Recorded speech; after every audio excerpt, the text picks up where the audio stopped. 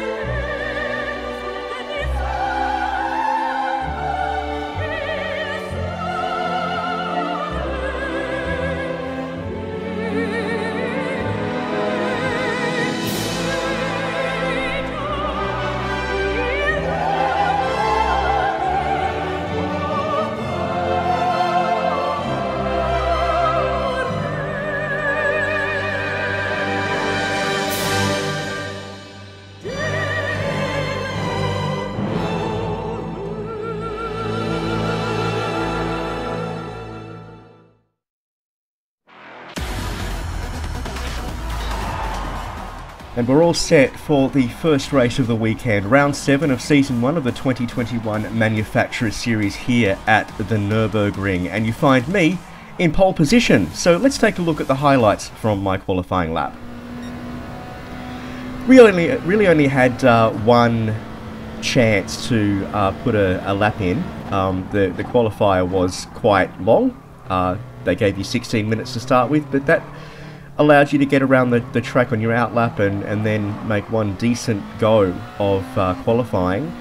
You know, to be honest, I think they should start the qualifiers for these races at the tourist entrance on the Dottinger Ho. I don't really... just doing an entire lap of the track just to get to the start is a bit much, but yeah. My best time in free practice was what was it?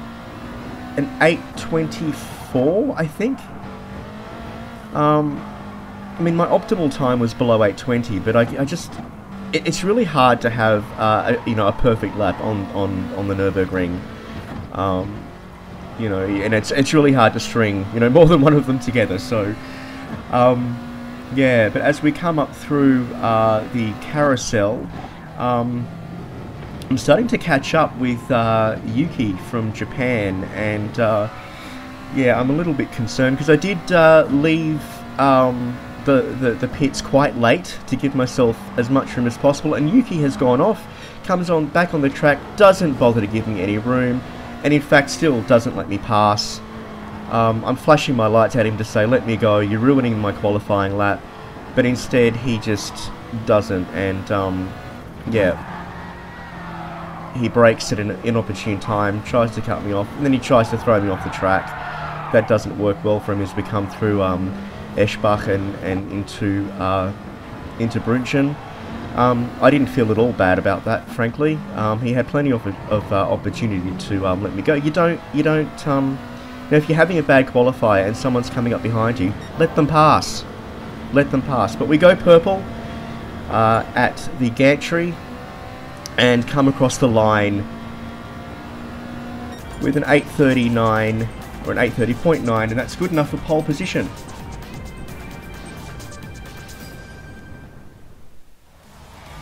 So we've got Mike for Porsche in P2 with an 8:33. In P3, Kaio also for Porsche with an 8:33.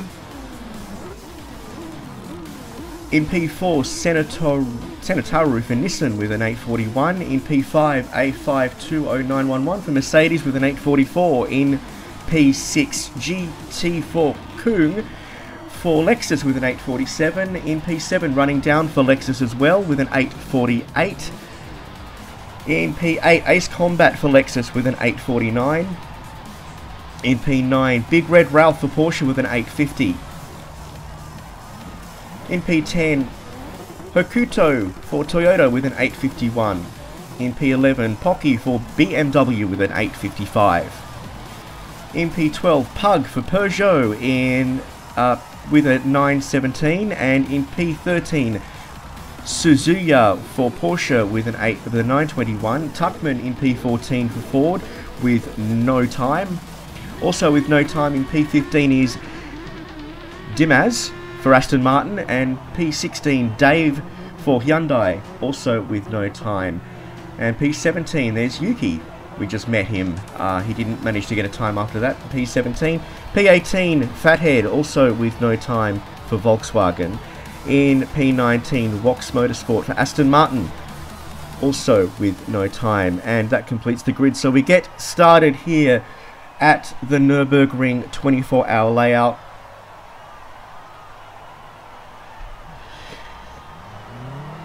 And I'm really quite nervous. My aim is just to get out fast and get onto the Nordschleife as quickly as possible, and hopefully staying in P1 by the time we get to the Nordschleife.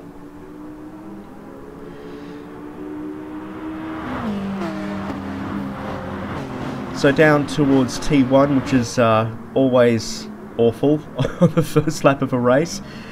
And true to form, I take an embarrassing line through T1, and by the time I come out of that, I've lost a position to Kaio, so I need to now catch up. Now, there are two approaches to this race.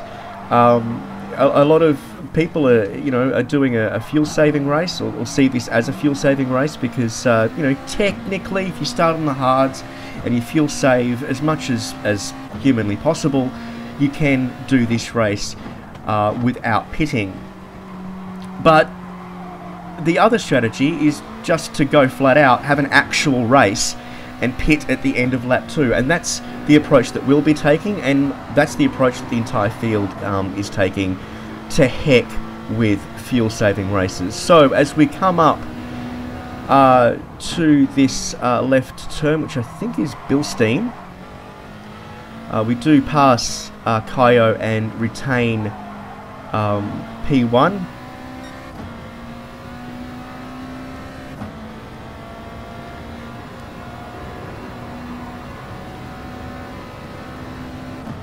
As we head up to the Vidal chicane, and I'll move into cockpit view for the first lap around the Nordschleife, and we'll take this opportunity to have a tour of the track as we come around the Nordkurve on to the Nordschleife proper.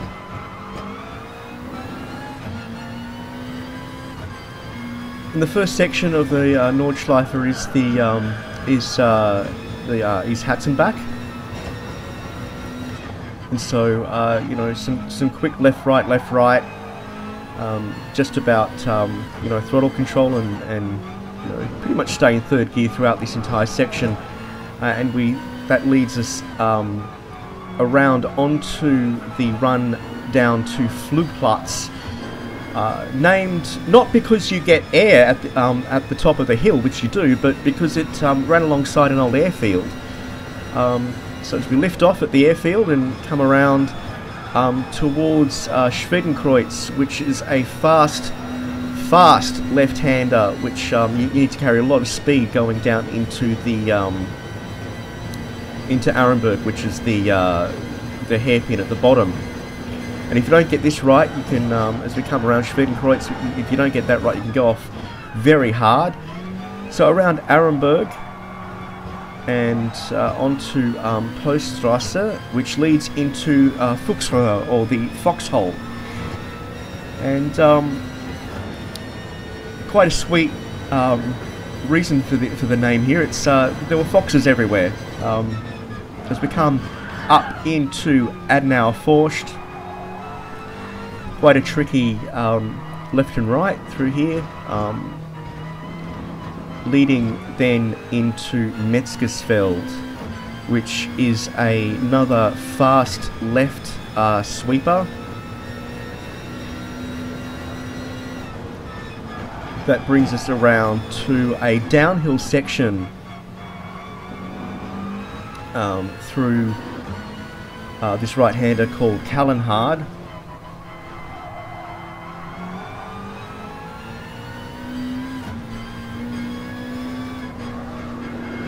And then flat out through here, throttle control around this long, slightly off-cambered, very slippery right-hander down towards the Breitscheid Bridge. Across the village of Breitscheid, as we come out of Versifen, which is the slowest point on the track, and then down to the Breitscheid Bridge and up through Exmüller.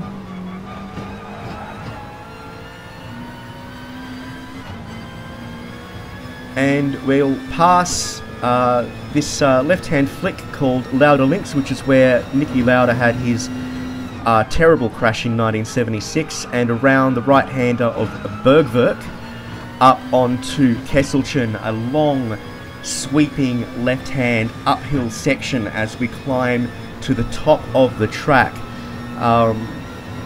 And one of the fastest points on the track, but it is uphill and quite steep. Doesn't look so steep from the perspective of the car, but it actually is. If you look at a topographical map, it is, you know, it's quite a climb as we come through Mut Curve or Courage Curve and around up to Klostertal, which is the right-hand flick, to Steilstrecke. Hard braking for a right-hander. And up towards my favourite part of the track, which is the carousel.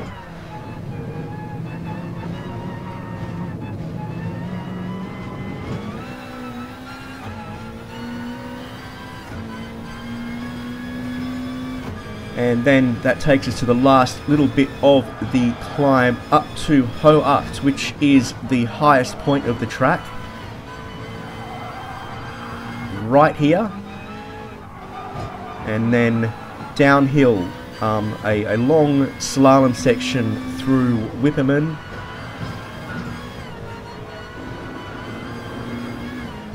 Almost flat out, not quite, but almost flat out. As we come to Eschbach.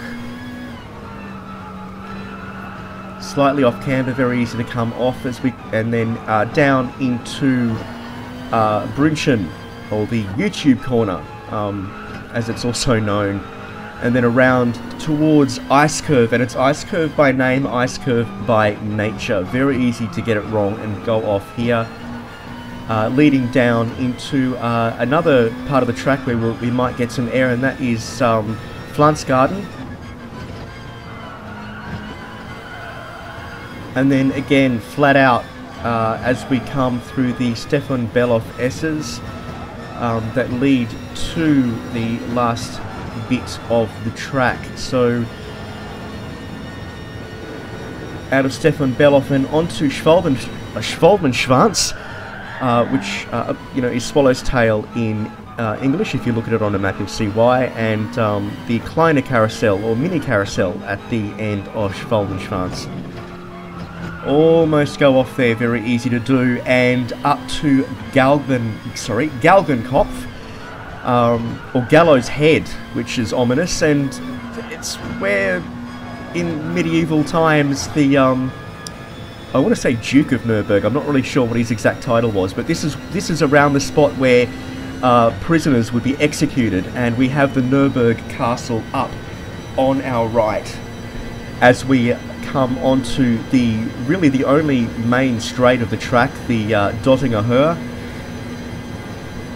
past the tourist entrance, and I really want to get here in real life one day, up to the bridge at Antonius Bucher,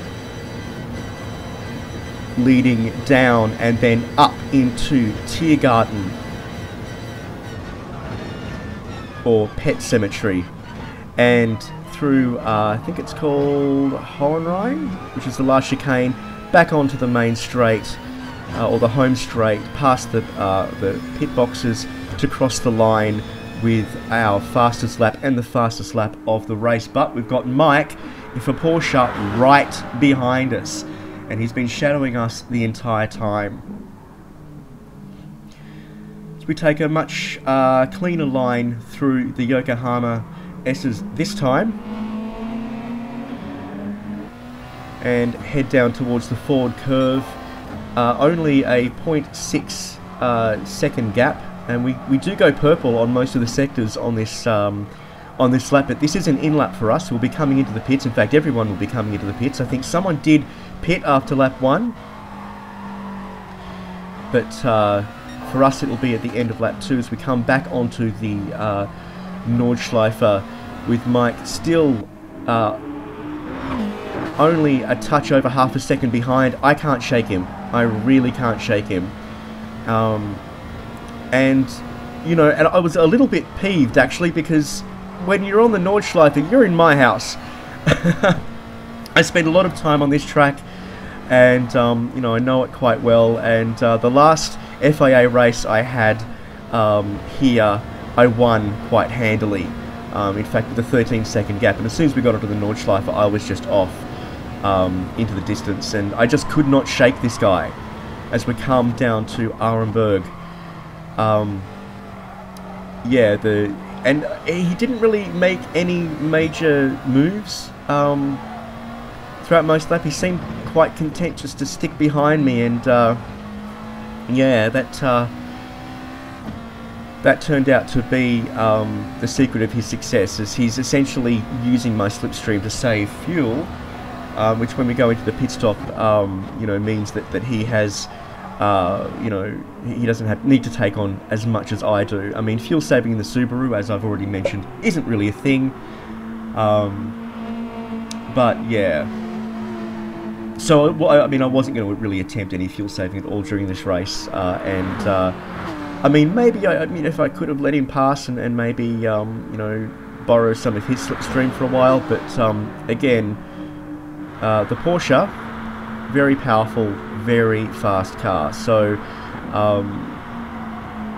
you know, my strategy for this race was just to keep everyone behind me as much as possible.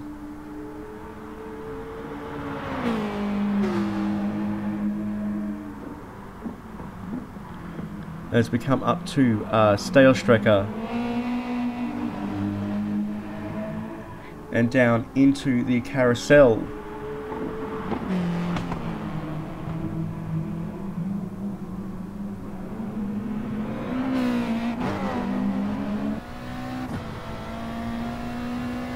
And as we get up to, as we come now down to the Stefan Bellof S's, and I still haven't been able to shake him, and I'm and that section from Hoacht down to Schwalbenschwanz is really my strongest section on this track. I you know, it's where I make up most of my time, and the fact that, you know, we've had 2 laps and I just cannot shake him at all.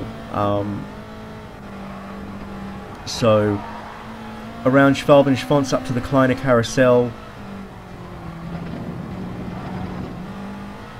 And at this point, I'm pretty sure I'm not going to be able to defend against him on the Dottinger Höhe as we come around Galgenkopf, and think if I get a good launcher, if he just, you know, does me a solid and flies off the side of the track, that'd be great. But no. and we come on to Dottingahoa, and I do sort of move side to side to start with, trying to keep him out of my slipstream. We go purple again, gone purple on every section of this track. It's just not going to be enough, and I have to concede as we come past the tourist entrance up to Antonius Booker, and he does get the run on me and puts me down into P2 as we round the left-hander flick of Antonius Booker up into Tiergarten.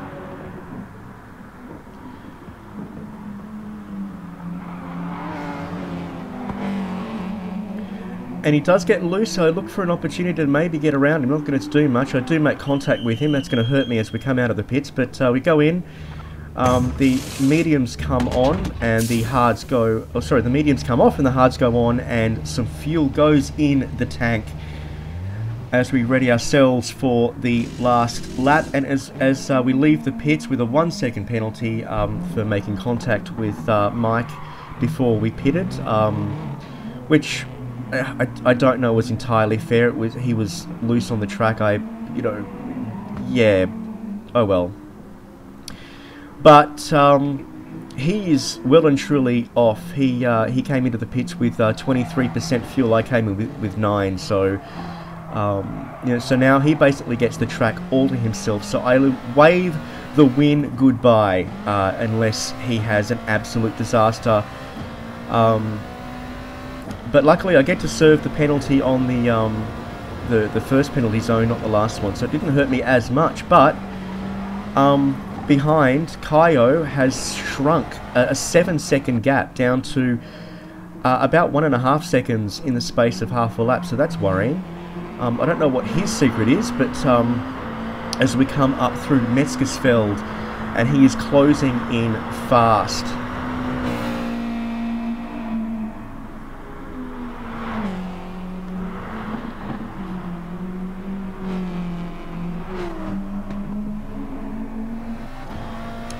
The only thing I can think of is that he started on the hards and did 2 laps on the hards, and then is essentially finishing on the mediums, which would which just gives him so much more pace, which is quite a good strategy if that's the case. But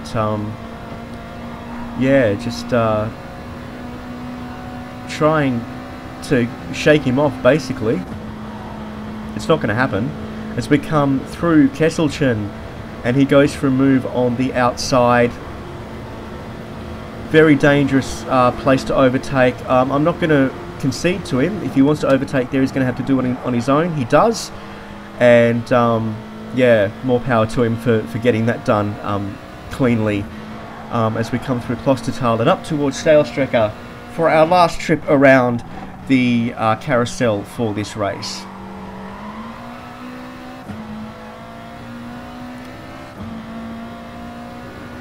But even though the gap up to P1 has now ballooned out to over 9 seconds, the gap back to P4 is over 16 seconds. So really the podium, you have to think, is pretty much set at this point, and we come around. That gap up to first hasn't really increased by all that much, but the gap back to fourth sure has. So on to the Dottingahoa for the last time in this race. Under the gantry, and looking now at finishing with a podium, which is a pretty good result for a race on the 24-hour Nurburgring layout in Group 3. I normally run around this track in the Group 4 car just to relax really, but so I did have to get used to the way this car handled around this track, but all in all, not a bad result, especially starting on pole position, getting that feather in the cap. It would have been nice to have held on to that for the win, but still, a podium finish is an absolutely fantastic result for a race at the Nurburgring.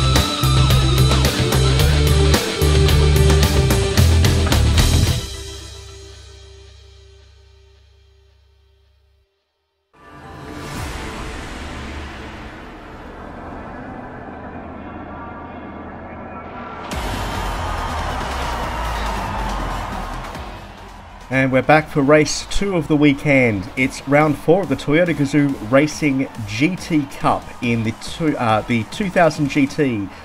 In pole position, Kramit with an 11.12. And you find me in P2 on the grid, so let's take a look at the highlights from my qualifying lap. My best time in free practice wasn't great, but you know, just getting used to this car, I think, was a challenge. It's not great. It's not a great car to drive. It seems to carry a lot of weight and really does want to step out. It has absolutely no guts. It has terrible brakes. So yeah, getting used to this, especially coming off a Group 3 race. And again, I did stay in the pits for quite some time to give myself, you know, as much space as possible.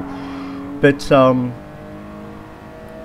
I still find myself in traffic as we start the lap on the Nordschleife, coming up behind Fighter Fontana through Hutzenbach.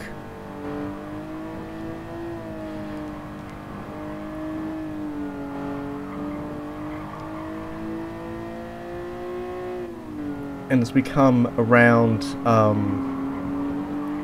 down towards Flugplatz, I'm looking to get past him, but it's you know, passing is difficult on the Nordschleife, and I try to go around the outside. That doesn't work. You know, any time you maneuver in this car, it just loses so much speed, so much momentum. As we come onto Quiddelbacher Höhe, towards Schwedenkreuz, which is probably the worst place to overtake on this track, but I have no choice, and I do get the move done before we enter Schwedenkreuz. And the car really wants to just slide off. So up to the carousel.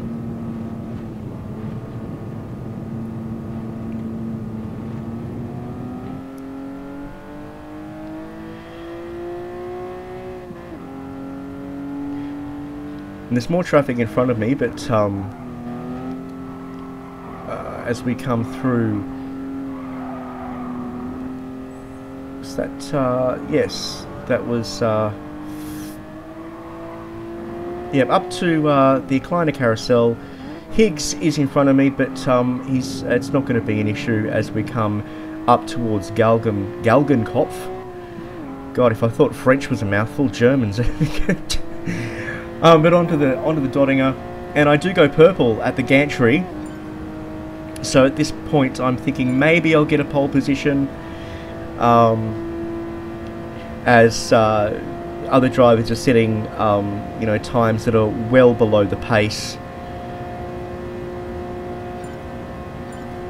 Past the tourist entrance.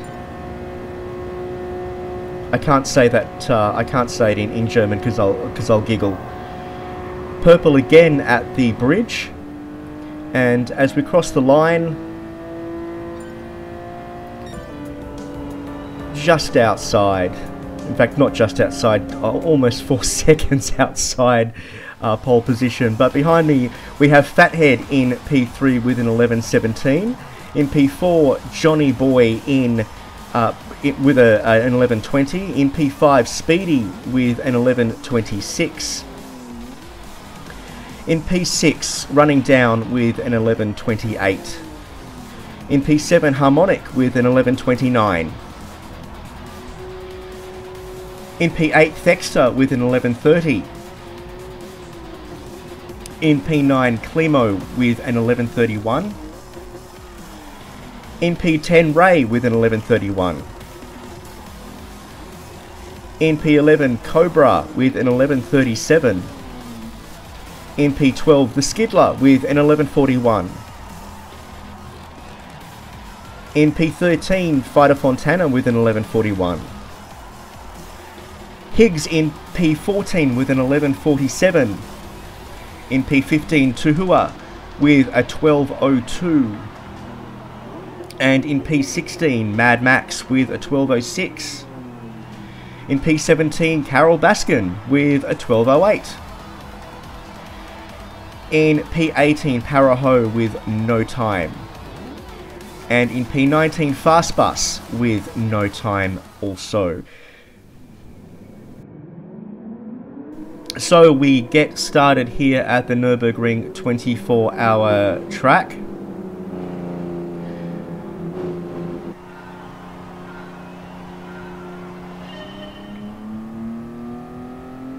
And down the home straight towards the Yokohama S's.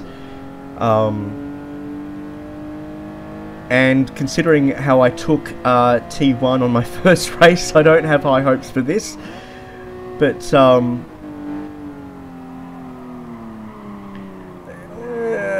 not a great line again through Yokohama, but I don't think anyone really gets a good line through there on the first lap. The car loses all of its grunt, all of its power, puts me down into P3.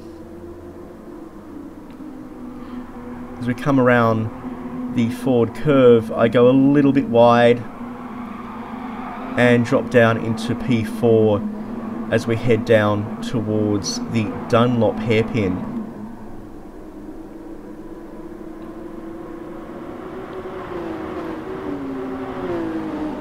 So this race is a straight sprint from go to woe. There's no need to pit. Tyre wear and fuel not an issue as I drop another position behind Speedy. Up through the Nordkurve onto the Nordschleife. So I'm sticking behind Speedy as we come through Hatzenbach. Gaps will open and close throughout this race. I'm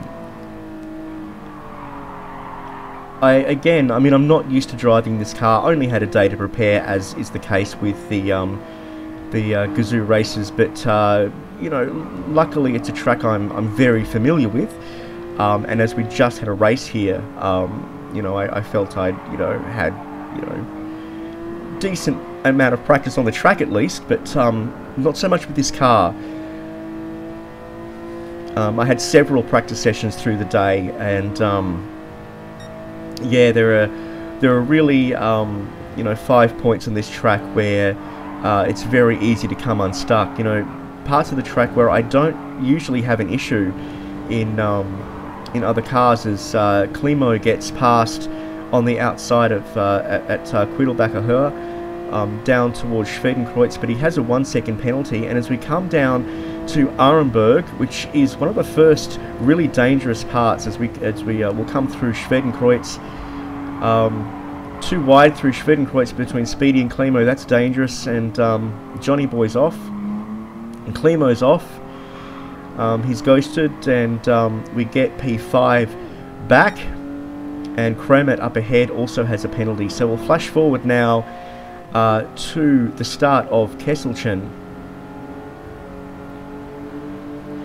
And I'm right behind Speedy. I'm looking for a move. Kesselchen, it's not the greatest place to try to get an overtake done, but it's really one of the few opportunities on the track where it's possible.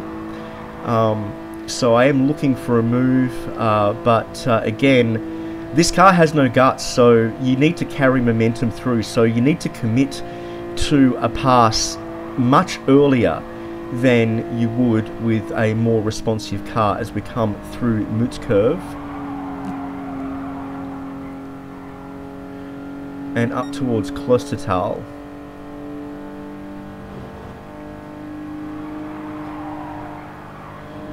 And I get a better run out of Klostertal up towards Staalstrecke, and I do get past Speedy back up into P4 as we come around Staalstrecke curve up towards the carousel.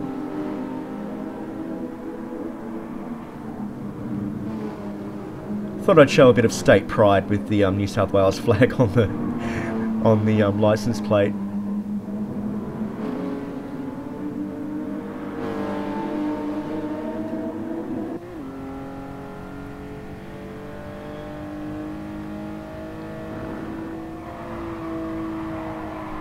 So down into Schwalbenschwanz and towards the Kleiner Carousel, and I've managed to put a almost a 1 point, almost it hovers between 1.3 1.4 second gap back to Speedy. In fact, that gap is increasing. I think he had a bit of trouble at Schwalbenschwanz as we come through come through Tiergarten now. I've closed the gap to Kramet. He's had a dismal time through there, and the gap back to Speedy has grown as we begin the final lap.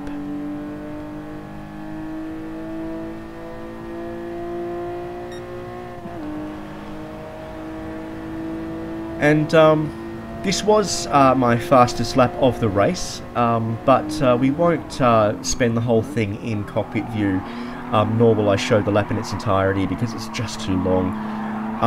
We will go into cockpit view a little bit later in the lap, but you'll see why when we do that as I go purple again. We'll see why I don't do that for the entire lap. It's not great in this car. It's quite obstructive. So up through the Michael Schumacher S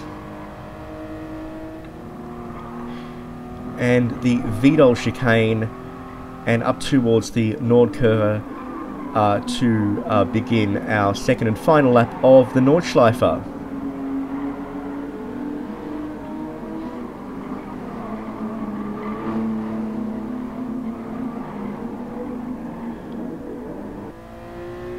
And Kramet with a 1.5 second penalty ahead. And as we come up towards Schwedenkreuz, Speedy gets the run on me and gets past, but he carries too much speed into Schwedenkreuz, takes on a bad angle, goes off as we come down to Arenberg. And I don't know why he didn't ghost then. That was strange, but I get a bit of contact with him. He gets a half-second penalty. I get another purple sector as we come through up to Kesselchen again, and again I'm looking for a move around Speedy in this section. Almost, but not quite, get it done there, but with two cars both with penalties ahead, all I need to do is stick behind them, stick close, and the aim is to maybe get the run on them at Dottinger as we come through Mutkirch.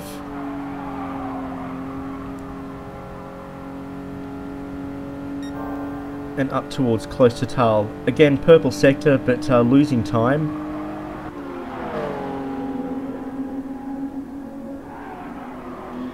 As we come up to Staalstroker, I try to do the same move I did last time. Doesn't quite work out, and Speedy gets the cut back as we head up to the carousel. So we'll move into cockpit view for a little bit.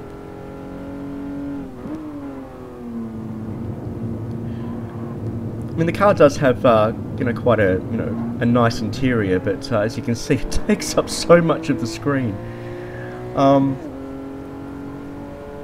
But at this point, my aim is just to stick with them as we come through Schwalbenschwanz onto the Kleiner Carousel.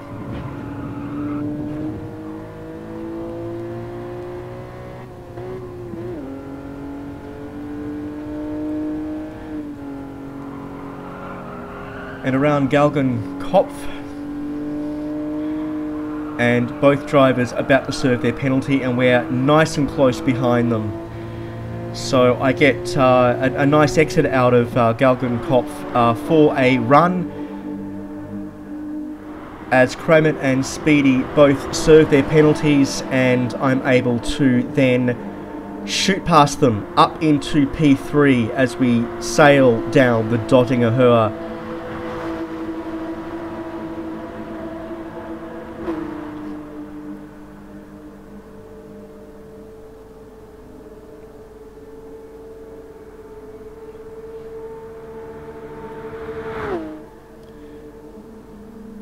We come around Antonius Bucher up towards Tiergarten, and I have my second podium of the race secured, as long as I don't do anything really stupid.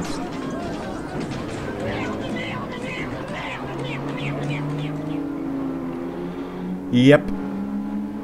And with this car having absolutely no guts, I lose all of my speed, and Speedy gets past, and coming up to the line, and I'm just pipped at the post by Kramit and end up finishing in P5.